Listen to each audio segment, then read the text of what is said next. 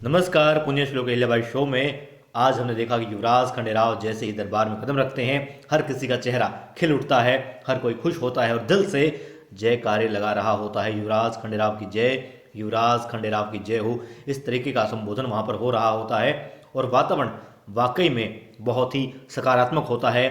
हर कोई खुश होता है कि युवराज खंडेराव, क्योंकि वो जानते हैं कि प्रजा हितैषी हैं और मल्हार राव होलकर सरकार की एक तरीके से परछाई है युवराज खंडेराव, और इसीलिए सभी उनको मंगल कामनाएं देते हैं, उनको शुभकामनाएं देते हैं। और गंगूबाई तात्या तो कहते हैं कि जैसे मल्हार राव सूबेदार जी ने अपना धर्म निभाया है, ठीक उसी तरीके से युवराज खंडेराव भी वही कार्य करेंगे और प्रजा हित के कार्य करते हुए वो चार चांद लगा देंगे। इस मुहिम जो चला रखी है सूबेदार जी ने, बड़े सूबेदार जी ने प्रजा हित की और धर्म की, कि अपने कर्तव्य को सर्वोपरि रखते हुए, न्याय को सर्वोपरि रखते हुए कार्य करने की, उसी को आगे बढ़ाएंगे, उसी परंपरा को आगे बढ़ाएंगे छोटे सूबेदार जी युवराज खंडेराव भी। और जब ये बातें हो रही होती हैं तो गुन्नू जी अपने बाबा साहेब को कहते हैं, क्योंकि बाबा साहेब ने कि धनाजी सरदार ने कहा कि लो, जो हम चाहते थे इसको तो मिल गया, हम चाहते थे गद्दी हमें मिले मगर गद्दी पे तो ये बैठ गया।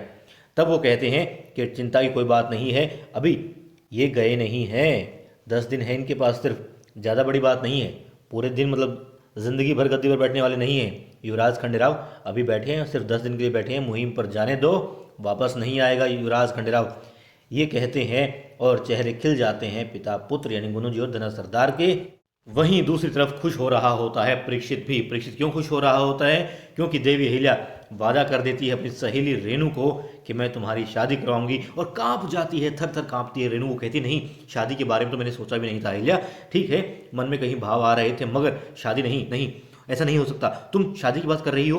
क्योंकि परीक्षित कहता है कि 10 दिन बाद तो उसे युवराज खंडेराव के साथ में राजपूताना मुहिम पर जाना है, तो देवी अहिल्या कहती है इन 10 दिन के भीतर ही वो शादी का प्रस्ताव जो है दरबार में रखेंगी। और इसी बात से परीक्षित जहाँ खुश होता है, देवी अहिल्या अपने आप को और ज़्यादा मजबूत करती है कि हाँ, मैंने शीघ्र अति शीघ्र जो है अपनी सहेली रेणु के जीवन में खुशियां लानी है और हर किसी को ये दिखा देना है। और ना सिर्फ यूं होगा, जब देवी अहिल्या से रेणु कहती है कि नहीं ऐसा नहीं हो सकता, तुम शादी की बात मत करो, तो वो कहती है रेणु देखो, तुमने बेशक धुंधले मन से ही सही, लेकिन तुम भी धुंधला ही सही मगर देख रही थी सपना अपने घर बार का, चूल्हे चौके का, तो चिंता मत करो, सब ठीक हो जाएगा। ठीक है मन में प्रेम है मगर सच्चा प्रेम है तब हम किसी पंडित की उपस्थिति में ही तुम्हारी शादी करवाएंगे, और जब सभी मंत्रों के साथ में होगी, एक प्रॉपर तरीके से होगी, तो हर कोई तुम्हारी शादी को भी मान लेगा। ये सारी बातें सुन रही होती है यमुना बाई और जाकर के दौड़ी दौड़ी जाकर के बता देती है द्वारकाबाई साहेब को। द्वारकाबाई हैरान हो जाती है, कहती है ऐसा सब कुछ हो रहा है। वो कहती हाँ, ये मनहूस खबर सुनाने के लिए आपको दौड़ी दौड़ी आई हूँ।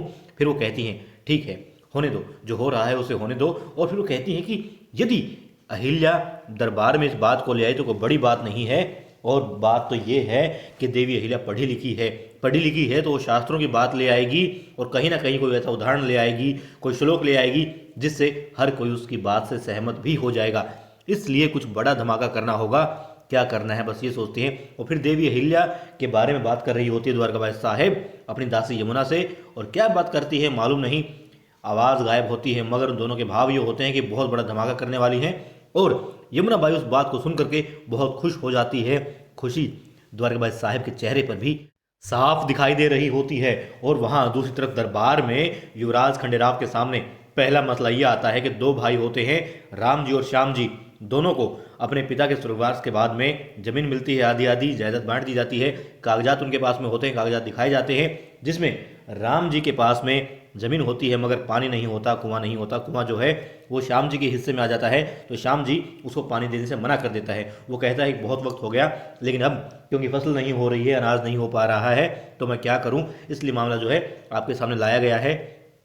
तो वो कहता है भाई इसको दे दो, सब कहते हैं भाई पानी दे दो इसको, तुम्हारा भाई हो। कहते नहीं, हमारी बचपन से नहीं बनती बातें, हमारी हमारी नहीं बनती, यदि कुआं इसके हिस्से में होता तो ये भी मुझे नहीं देता, तो मैं इसे पानी क्यों दूं।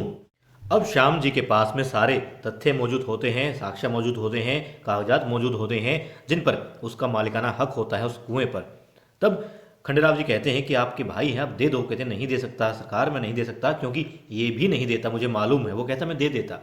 राम जी कहते हैं कि मैं दे देता तुम्हें पानी। कहते हैं मुझे मालूम है, तुम अब झूठ बोल रही हो। ठीक है, फिर काफ़ी देर सोचते रहते हैं छोटे सूबेदार जी। फिर गंगूबा थोड़ा उठते हैं अपनी कुर्सी से और आगे बढ़ते हैं। छोटे सूबेदार जी के पास में जाकर के बोलते हैं, सरकार ये ठीक कह रहा है खंडेराव, क्योंकि राम जी के पास में सारी बातें हैं, मगर सिर्फ बातें हैं, और श्याम जी के पास में कागजात हैं, मालिकाना हक है, कानून वो सही कह रहा है, हम कुछ नहीं कर सकते। फिर वो कहते हैं मगर कुछ तो करना होगा। फिर गंगूबा तात्या जो है बैठ जाते हैं अपनी कुर्सी पर जाकर के, और युवराज खंडेराव कहते हैं, तुकोजी दादा, आप राजकोष से धन लीजिए और राम जी के खेत में भी एक कुआं बनवा दीजिए शाही खजाने से पैसे लेकर के। तब देख रहे होते धना सरदार कि वाह क्या बात की है। तब वो राम जी कहते हैं कि सरकार ऐसा नहीं हो सकता। फिर खुशी चेहरे मतलब झलक पड़ती है, खुशी, बिल्कुल खुश हो जाते हैं धना सरदार और गुनू जी की, वाह मजा आ गया, इसी ने जिसके लिए कर रहे हैं उसी ने मना कर दिया युवराज खंडेराव को। आज तो युवराज खंडेराव का पहला दिन और आज ही बुरी हालत हो गई बेचारे की, ऐसा वो सोच रहे थे। मगर वो कहते हैं क्योंकि मैंने पूरे खेत में हर जगह जो है तलाश कर लिया, खोद खोद कर कर, मगर पानी नहीं निकल रहा है। पानी सिर्फ यदि मेरे खेत में आ सकता है तो श्याम जी के कुएं से ही आ सकता है, और श्याम जी मना कर रहे होते हैं।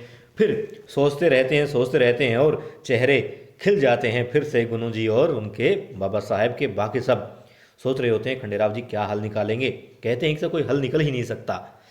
फिर युवराज खंडेराव कहते हैं कि थोड़ी देर के लिए दरबार को स्थगित किया जाता है, आप जाइए और आप दोनों को बुला लिया जाएगा जैसे ही हम किसी निर्णय पर पहुंचेंगे। और वहां से फिर युवराज खंडेराव गंगूबा तात्या और तुको जी को लेकर के अपने कक्ष में जाते हैं, मतलब कहीं जाते हैं और बातें कर रहे होते हैं कक्ष में बैठे कि बताओ क्या करें, कोई हल नहीं निकलता। तब गंगूबा तात्या कहते हैं कि श्याम जी बिल्कुल सही कह रहे हैं, राम जी भी गलत नहीं है मान लिया, मगर कानूनन तो श्याम जी सही कह रहा है, तो कुछ नहीं किया जा सकता क्योंकि सबूत उसके हैं, साक्ष्य उसके पास में है, अधिकार उसी का है कानूनन, तो कुछ नहीं हो सकता। वो कहते हैं ये कुछ नहीं हो सकता वाली बात खंडेराव जी कहते हैं तो राम जी भी जानते थे, मगर शायद कुछ हो सकता है, कानूनन नहीं हो सकता मगर कुछ हो सकता है, न्याय मिल सकता है, इसलिए तो वो हमारे पास आया है, तो कुछ तो करना होगा। फिर खंडेराव जी इत्तेफाक से कहते हैं कि ठीक है, बोल दीजिए श्याम जी को जाकर के कि बड़े सरकार का आदेश है और तुम्हें पालना करनी होगी, यदि तुम इसको पानी नहीं दोगे तो तुम्हें कारावास में डाल दिया जाएगा। तब गंगूबा कहते हैं कि ऐसा नहीं हो सकता, यदि आप मतलब कि सख्ती करेंगे तो ना सिर्फ आपके लिए गलत होगा बल्कि मल्हार राव सूबेदार जी की भी छवि खराब हो जाएगी, और ऐसा कर भी नहीं सकते, मतलब गलत ही है। किसी भी सूरत में यदि दबाव डाले उसके ऊपर या फिर ज़बरदस्ती की जाए, सज़ा दी जाए तो गलत ही होगा, मालवा के जनता में गलत छवि जाएगी आपकी।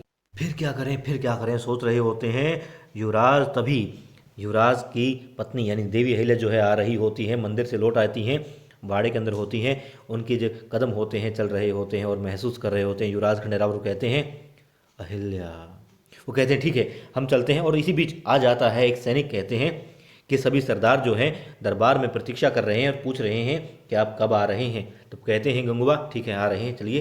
तभी वो चलना चाहते हैं और युवराज खंडेराव एहसास कर रहे होते हैं कि देवी अहिल्या उनके पास में है। फिर वो कहते हैं अहिल्या, और गंगूबा कहते हैं अहिल्या, कहते हैं हाँ दादा, तो कुछ दादा हम दोनों दरबार जाते हैं और आप अहिल्या को दरबार ले आइए। हैरान हो जाते हैं गंगूबा तात्या, मगर वो कहते हैं कि हाँ अहिल्या इसलिए क्योंकि अहिल्या के पास में हर सवाल का जवाब होता है, अहिल्या ही इसका हल निकाल सकती है। अब युवराज खंडेराव और गंगूबा तात्या दरबार की तरफ जाते हैं और तुकोजी देवी अहिल्या को बुलाने जाते हैं, कहते हैं कि तुम्हें दरबार जाना है। वो कहती है मैं दरबार नहीं जा सकती। वो कहते हैं दरबार में तो खंडेराव जी हैं, तो हमें क्या आवश्यकता है वहाँ आने की। वो कहते हैं इसलिए तो बुलाया है, तुम्हारे छोटे सूबेदार जी ने ही तुम्हें कहा है कि आ जाओ, इसलिए तुम्हें बुलाने आया हूँ। बहुत ही पेचीदा मामला आ गया है जिसका हल निकाले से नहीं निकल रहा है हम सबसे, और इसीलिए छोटे सूबेदार ने तुम्हें याद किया है, तुम्हें बुलाया है दरबार में उसका हल निकालने के लिए।